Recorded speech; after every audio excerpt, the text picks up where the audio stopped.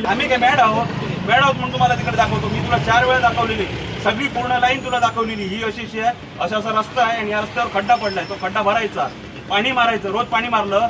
3.5 महिने झाले, एकदा तरी पाणी मारलं त्या कामावर तुम्ही?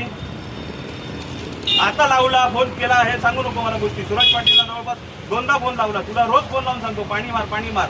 लोकांना तिकडे त्रास होतो, त्याचं काय करायचं? लोकांच्या दारात खड्डे मारून ठेवल्या, सगळी माती लोक रोज खात आहे. तुम्हाला काय, तुम्ही काम करणार जाणार, लोक आम्हाला शिवाय घालतात ना. आणि तुम्ही पहिली आधी मागची कामं सोडून पहिल्या तिथे कशा आहात? पहिल्या ती कामं पूर्ण करा ना.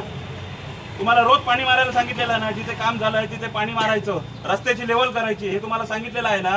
जर त्या ठिकाणी खड्डा पडला, माती जाऊन खाली बसून खड्डा पडला, तर तो खड्डा भरायचा तुम्हाला माहिती आहे ना एवढं. आणि हे सगळं मी तुला दाखवलं, हे सगळं तुला दाखवलेलं, तरी पण तीच परिस्थिती आहे. जानेवारी, फेब्रुवारी, मार्च, एप्रिलचे आता 15 दिवस झाले.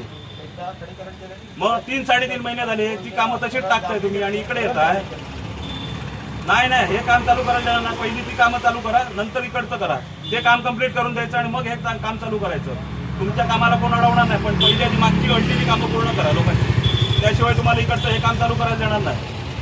हे काम त्याला